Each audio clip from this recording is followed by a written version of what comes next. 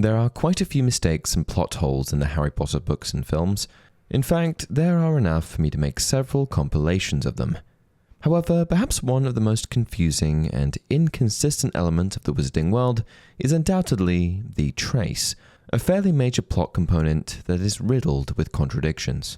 To the Harry Potter casual, these issues with the trace probably went by relatively unnoticed, but for the diehards, it was hard to ignore the glaringly obvious ways in which the trace was misrepresented. There are also many components of the trace that are never explained, like how it is actually applied to underage witches and wizards. Today we'll be diving deep into the trace, exploring what it is, how it's applied to children, and through examples from the books and films, uncovering why this concept is essentially a total train wreck. We'll also be looking at the trace from a more sinister perspective via one of my theories. Let's dive in.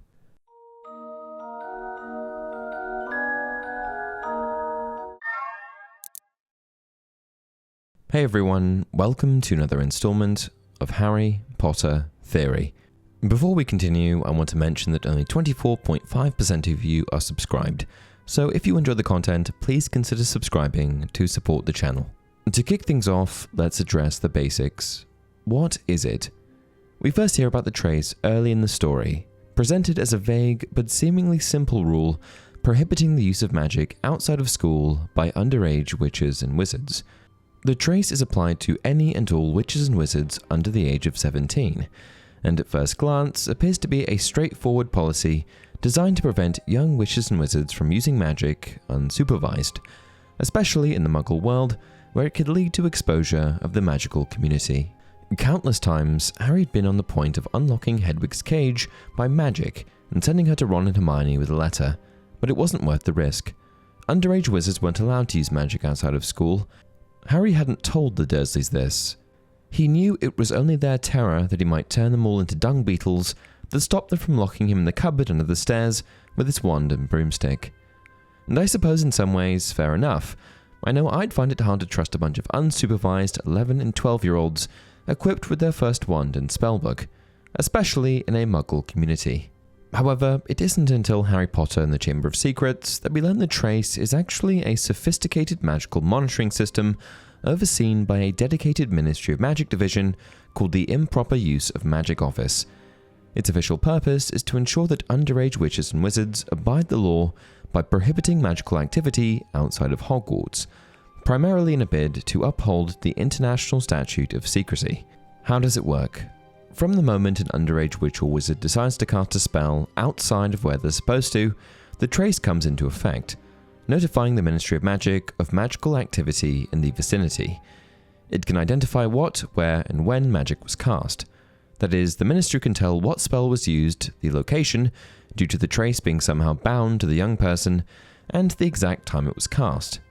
However, what's important to note here is that the trace cannot differentiate between magic performed by the underage witch or wizard themselves and magic performed by another wizard in the same area. This is why instances of magic, like Dobby's hover charm in Harry Potter and the Chamber of Secrets, result in immediate action from the Ministry, as shown by the letter Harry received during the holiday. Dear Mr. Potter, we have received intelligence that a hover charm was used at your place of residence this evening at 12 minutes past 9. In this same letter, we also find out that the Ministry lets first offenders off with a warning, as in Harry wrongfully taking the fall for Dobby, and reserves the power to expel repeat offenders from school. However, this exposes a significant gap in the Ministry's ability to enforce the trace fairly. The fact that Harry is held accountable for Dobby's magic, despite not actually performing it, highlights a serious fault in the system. There's also the issue of the Ministry's blatant disregard for investigating the details behind the magic, acting only on the trace of magical activity itself. As you know, underage wizards are not permitted to perform spells outside school, and further spell work on your part may lead to expulsion from said school. Decree for the Reasonable Restriction of Underage Sorcery, 1875, paragraph C. It would also appear that the maximum penalty for continuing to break this law is expulsion from Hogwarts. Personally, I find it odd that there are no other punishments involved. Why it's broken. Like I may have mentioned once or twice already, The trace system is far from perfect, the largest issue being that the trace cannot differentiate between magic performed by the underage witch or wizard themselves and magic performed by another wizard in the same area. This flaw creates significant inconsistencies in how the trace is enforced, especially when young witches and wizards live in magical households where adult wizards and witches are constantly using magic of their own. For example, if someone with a trace on them were to use a spell at their house, wouldn't the improper use of magic office just assume that it was a parent casting magic? For if they didn't, there would be a lot of alerts they would need to unnecessarily respond to each and every time a senior member of a child's house performed magic. Of course, doing so would be completely unsustainable, not to mention rather impossible. The same could be said for basically everywhere outside of school within the wizarding world as well, from shopping in Diagon Alley to attending Quidditch matches. With so many witches and wizards, how would ministry officials be able to identify if any of the magic they detected through the trace was from an underage witch or wizard, or someone of the age of majority who was simply standing near an underage witch or wizard? And this brings me to another issue: Muggleborns. Given that the trace only picks up magic in the vicinity, and not necessarily from the witch or wizard themselves, the argument could be made that it is fundamentally biased against Muggleborn witches and wizards. Because wizards like Harry live in non-magical households, every single trace of magic in their vicinity is automatically attributed to them. And because there are no other magical individuals nearby to potentially be responsible for casting spells, any and all magical activity is assumed to be theirs. Children from magical families, on the other hand, would have a much easier time evading detection because the ministry cannot distinguish their magic from that of their parents, siblings, or other magical relatives. For example, Fred and George Weasley openly admit to experimenting with magic at the Burrow long before they turn 17, and yet there's no mention of them ever getting into trouble for it. Muggleborns, or those raised in Muggle communities, are basically held to a much stricter standard, while children in magical homes can cast away without fear of reprisal. Based on this information, it could be argued that the system is inherently biased against Muggleborns, and the fact that they are disproportionately targeted by the trace system speaks volumes about the ministry's underlying attitudes towards non-magical heritage. It could even suggest a systemic belief that Muggleborns are inherently more suspicious, dangerous, or perhaps even less worthy of fair treatment than purebloods or even half-bloods. In this way, the trace is more than just a flawed magical monitoring system. It's a tool that reinforces the ministry's long-standing prejudices and discrimination against Muggleborns. But I'm just getting started. Now for the next problem. Lack of specificity. Later in the series, there are indications that the ministry has no way of knowing which specific individual's trace has been activated when magic is performed in the vicinity of an underage witch or wizard. A prime example of this is the elaborate operation the Order of the Phoenix undertakes to move Harry safely from Privet Drive at the start of Deathly Hallows. The Order goes to great lengths to avoid using magic near Harry, fearing that his trace might alert the ministry to its location. Using brooms, thestrals, and even decoys instead of apparition, portkeys, or other means of magical transportation, all to avoid detection. However, all of this feels entirely unnecessary when we consider what happens next, as after arriving at the Burrow, Harry spends several days surrounded by adult witches and wizards, all of whom are casting magic freely without any apparent concern for setting off his trace. This makes all of their prior efforts seem a bit redundant. Had they truly wanted to protect Harry, all of the Weasleys should have given up magic until Harry became of age. And there are plenty of other examples of the trace simply not working. During the graveyard duel in the Goblet of Fire, Harry uses magic to defend himself against Voldemort. However, despite being underage and surrounded by Death Eaters, no indication of the trace triggering is mentioned. When Tom Riddle was still an underage wizard, he killed his father, paternal grandfather, and grandmother outside of school, but was never held responsible. When Harry asks Dumbledore about it, he explains, "The ministry had no way of knowing who performed the magic, just like with you and Dobby." However, Morphin Gaunt, the person who Riddle framed, was not underage, and this alone should have ruled him out as the culprit. Furthermore, Riddle's spell to implant a false memory in Morphin should have triggered the trace and raised suspicion by itself. Complicating things even further, there are some moments in the films, not books, where the trace should have activated but doesn't. One example that springs to mind is during Prisoner of Azkaban, when Harry uses Lumos at the Dursley residence. How is the trace applied? Some way, somehow, one simple question remains unanswered throughout the entire Harry Potter series, and that is how the trace applied to underage wizards in the first place. If you're an inquisitive Harry Potter fan like myself, you'll probably have a number of questions. Like, how is the trace actually bound to a young witch or wizard? And who, if it's done by a person, is responsible for using the spell on underage magical children?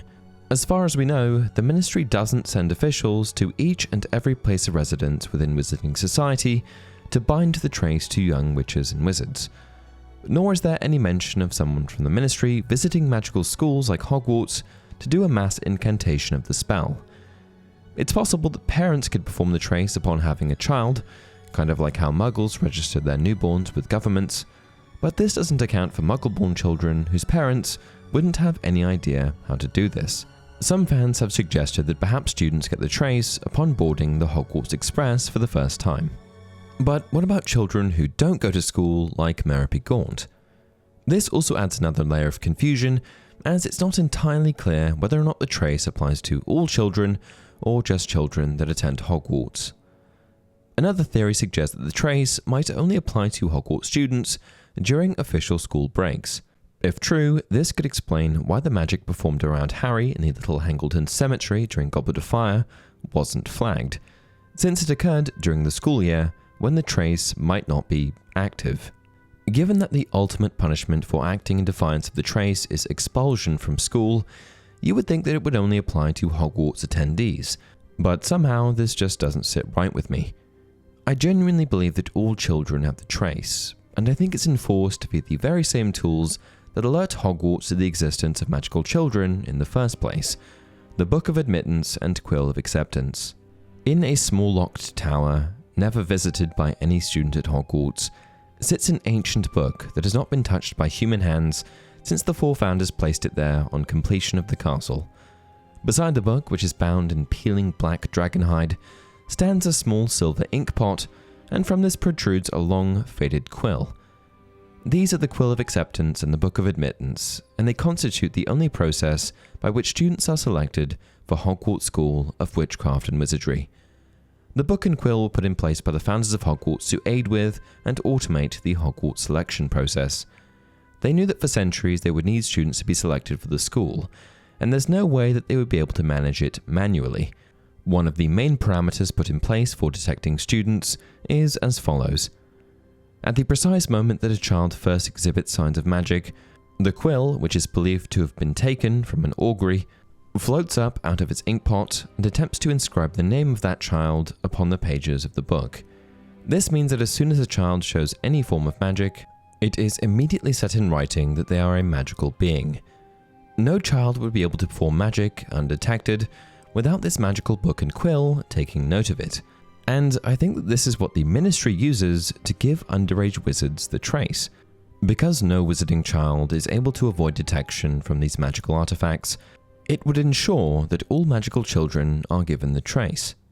And perhaps it's this same form of ancient magic that not only detects these newly born magical children, but also applies the trace to them. Why the trace? By now it's clear that the trace is both ubiquitous, yet oddly unreliable, which raises an important question. Why? Why does the Ministry of Magic persist with such an inconsistent system? All it seems to accomplish is unfairly penalizing underage witches and wizards for magic they didn't even perform.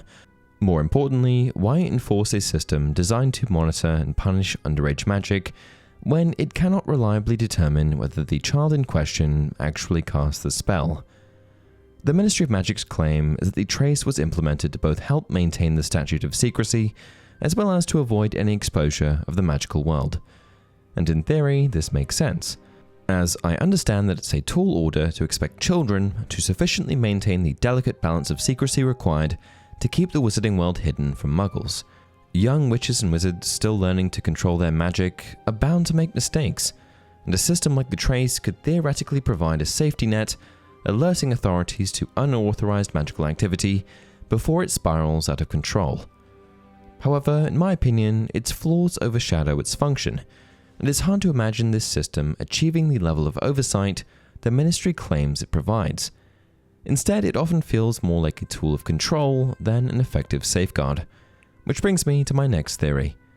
It's used to control and spy on people.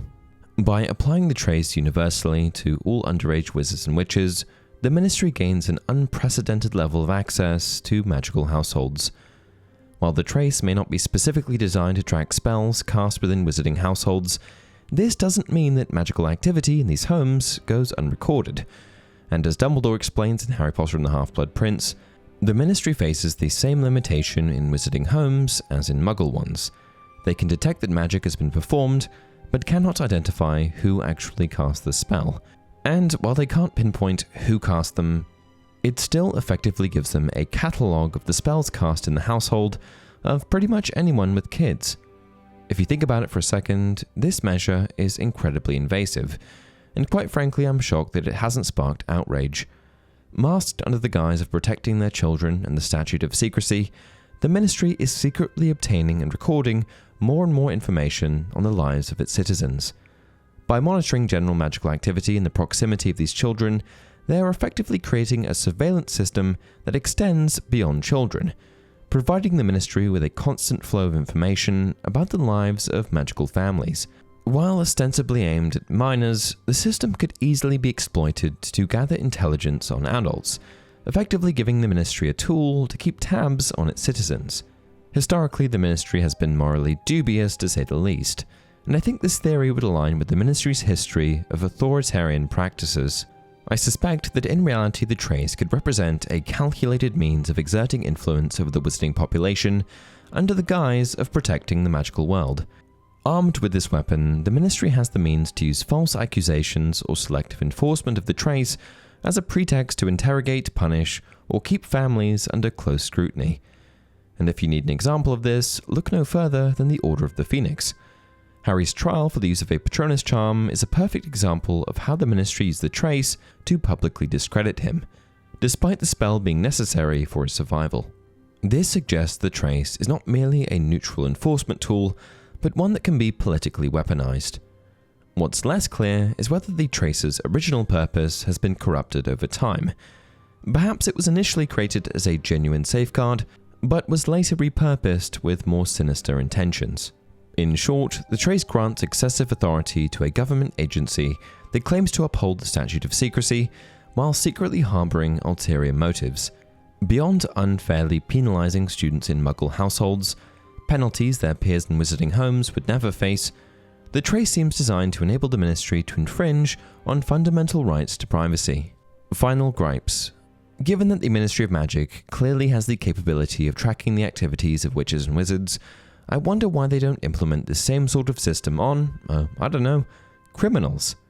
It's highly unusual that the Ministry dedicates so much effort to monitoring underage children who might accidentally cast spells outside of school, while many former criminals roam freely in the wizarding world without any similar magical oversight. It should be standard practice for any and all prisoners of Azkaban to be marked with a trace upon admittance to the prison. After all, tracking the magical activity of prisoners could provide an early warning system if they attempt to escape or engage in any illicit activity. All of those Azkaban escapees wouldn't have been so much of a problem if they simply had some sort of trace applied to them. Anyway, that's it for today's video. What do you think? Had you ever noticed how absurd the trace truly is? Do you have any more questions about it? Let me know down in the comment section below. Until next time, remember, it does not do to dwell on dreams and forget to live.